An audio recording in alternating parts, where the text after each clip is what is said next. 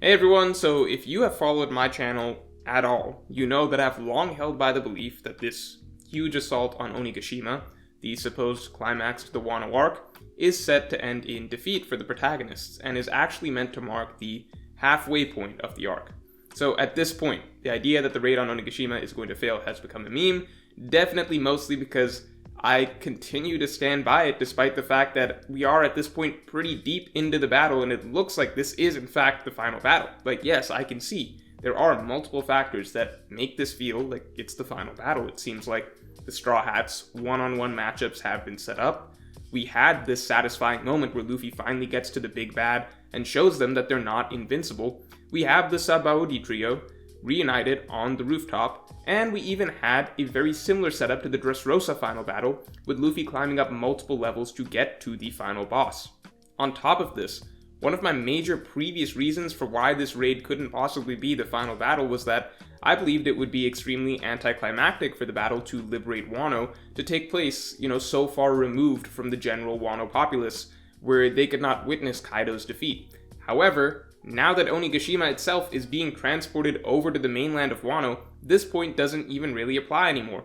Although on the flip side, I would add that one of the reasons people told me that there was no way the raid could fail was that, the Alliance had destroyed all their ships, so if the Alliance was defeated, they would have no way to escape. So, to be fair, for my side, that issue is also now resolved by Onigashima being moved to the mainland.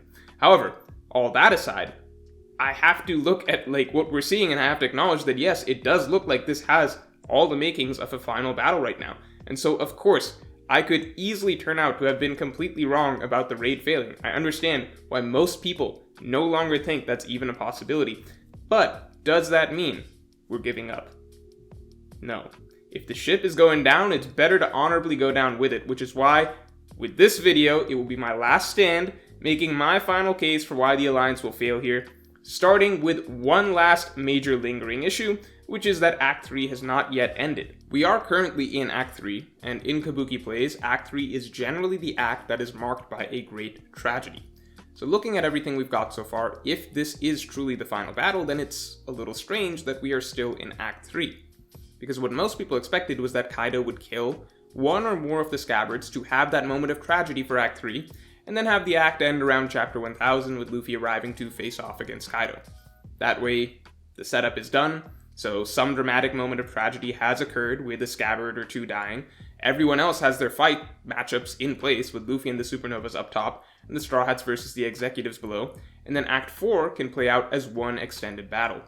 However, I was pleasantly surprised to see that not only did none of the Scabbards die, but the fight with Kaido has already started and the act still hasn't ended yet. So just by the way that Oda has structured the act so far, this would indicate that there is some other major stopping point coming up, some demarcation that will split things between one phase of the story and the next, and on top of that, the fact that this is specifically the third act makes me at least still hold out hope that this stopping point will be a very heavy moment of tragedy, potentially, I still believe, the fight turning into a disastrous defeat for the Alliance. Now, because of these lingering questions around Act 3 of basically, when will it actually end, why has it not ended yet, and why has it been such a triumphant, successful act for the Straw Hats so far? Because of these questions, I think the possibility is still, even to this point, I think the possibility is still open for the raid to end in failure. Now, in my initial video talking about why the raid will fail, I gave mostly storytelling-based reasons, focusing on a common pattern that I believe I saw, that Oda likes to use when writing arcs. But I'm actually going to leave all of that out here since nothing has really changed about any of that reasoning, but rather keeping in mind that the third act has not yet ended, and that there is at least still the possibility that this act is going to end in the Alliance's defeat, I'm going to go through and give all the plot-based reasons why there could still be a lot more to Wano's story that needs to be addressed, essentially loose threads, lingering question marks, Chekhov's guns, and so on. I'm not going to count certain things like, oh, what happened to Gyukimaru, or the Marines haven't arrived yet, or the Grand Fleet needs to come, or all the Supernovas need to be in Wano, and so on, because I don't view those as unresolved plot threads, right? It's entirely possible that Gyukimaru served his purpose in the story, and is never going to show up again. And while Oda has teased things like, the possibility of the Marines coming to Wano, he's shown the Marines' interest in Wano, that's still ultimately fan speculation, same as the notion that the Grand Fleet needs to come, so on. or, that this is supposed to be the arc where all the supernovas assemble. I view all these things as possible. I would like for these things to happen, but they aren't lingering plot threads. I'm not going to use that stuff as evidence. Now, on the other hand, a lingering question that I think is valid is, what was the significance of Toki? Right? It seemed heavily implied that she was from the Void Century and had knowledge of the ancient past. Yet, at the end of the day, it seems as though she simply died during the attack on Odin Castle, and we got no further information. For a character who seemed to have been framed as a very important figure the first time we met her, who was later on hinted to know of some of the secrets of the world, it seems as though we would have learned more about her and her history before she left the story. As it is, none of the questions raised in her introduction have ever been addressed. And to be clear, it's not as though they need to be addressed. This isn't some huge plot hole, but it is definitely strange that Oda chose to plant a character who seemed to know a lot more than what she let on about some very significant information regarding the Void Century in 800 years ago, without Oda ever expanding on it. I think it is fair to say that Toki's knowledge and possible reappearance in the story is a potential lingering plot thread. Now, this silhouette at the end of chapter 1004 may have been Toki, but in that case, what about Hiyori? Hiyori seems to be important to the story, and her significance was built up throughout Act 2, only for her to strangely disappear for all of Act 3. Exactly what role she is supposed to play in all this is still unclear. Is she important for Zoro's character? Or is she important for Momo's character? Or is she supposed to have some sort of plotline of her own? And how would any of that work if she's not actually involved whatsoever in this supposed final battle? And lastly, closing out the Kozuki family, we have Momonosuke and his sword, Ame no Habakiri. So when Momo is offered his father's sword, Momo interestingly does not take it for the battle, saying that he's not ready yet. At the time, I assumed that he would have to grow as a character first, before he could be ready to actually wield the sword when it was time to go into the final battle. So I took this as a sign that the upcoming Onigashima battle was not the big finale, since Momo didn't have his sword yet.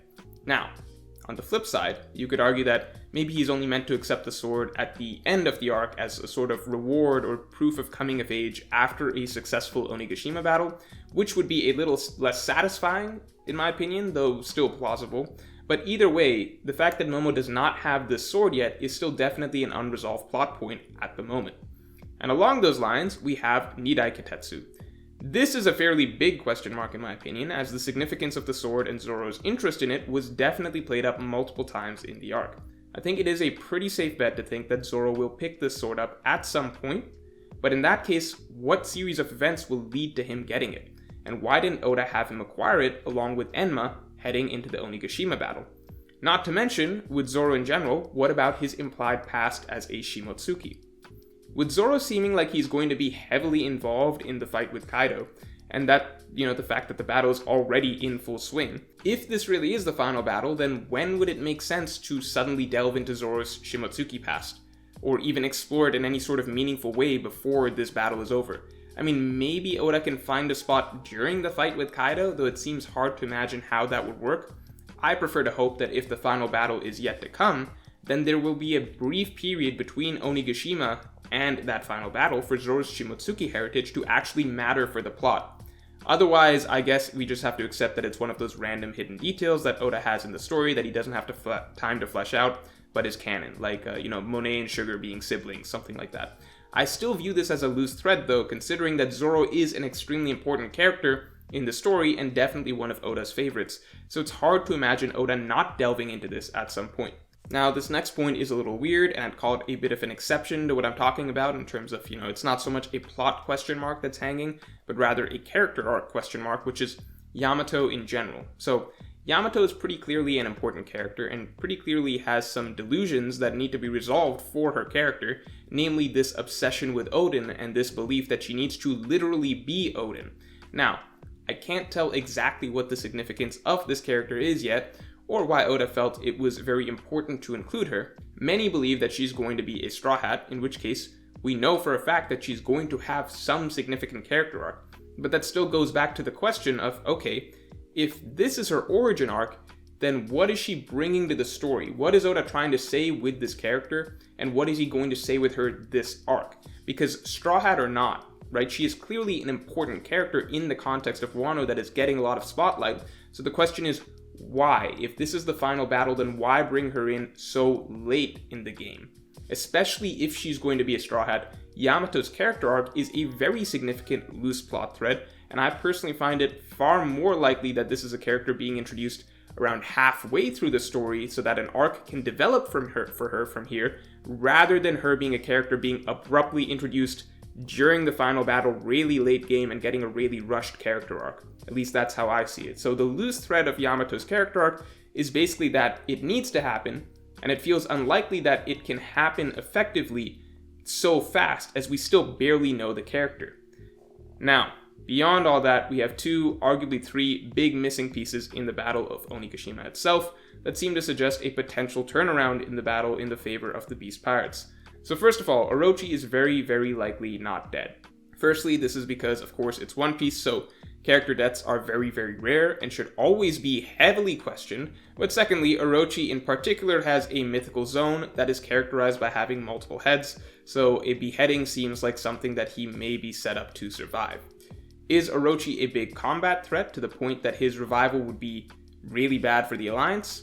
No, at least not as far as we know, but just the fact that he's very likely not done yet could mean a major wrench in the works down the line for the Alliance. Especially if Kanjuro is also not dead. This one is more debatable as there isn't as much of an obvious devil fruit based reason why he wouldn't be dead, but again, it's One Piece, heavily questioned character deaths, and Kanjuro seemed to be shaping up to be a fairly important villain, so that's another potential returning problem for the Alliance. But even if those two don't cause any further trouble, lastly there is this major missing piece, which is the Big Mom Pirates. There's literally half a Yonko crew waiting in the wings to join the fight against the Alliance, which at least raises some question marks for me, because generally in this sort of, big war scenarios in fiction, it's the good guys who have their backs against the wall at some point, and then are able to rally back when their allies show up.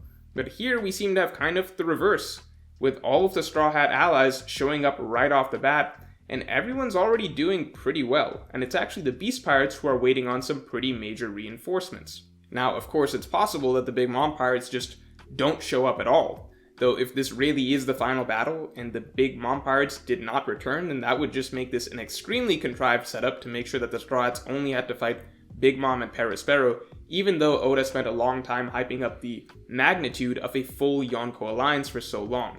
So I think no matter what, the missing Big Mom Pirates are a loose plot thread that does need to be addressed over the course of the Onigashima battle, and my hope is that their arrival is only being delayed to make some sort of, when it rains it pours sort of moment, where if the tides are going to start to shift against the Straw Hats over the course of Act 3, then the arrival of the Big Mom Pirates as reinforcements will only make matters worse. And then we have a big, huge loose plot thread, which is Caribou. It is very interesting to me that Kaido and Big Mom announced their alliance with their stated goal being to find the ancient weapons.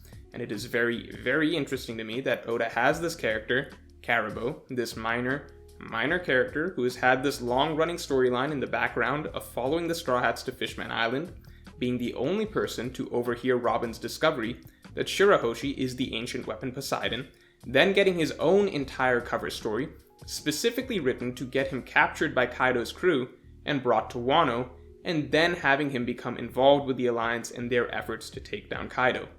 This does not seem random. Caribou is by every measure on the surface a completely forgettable fodder villain, hardly even interesting or fun enough to warrant a spot even in Buggy's fleet, but Oda has clearly not forgotten about him and has made sure to have him be the only character to discover crucial information about the ancient weapons and made sure to write him into the Wano arc, and on top of that, Oda has made it the villain's explicit goal to find the ancient weapons.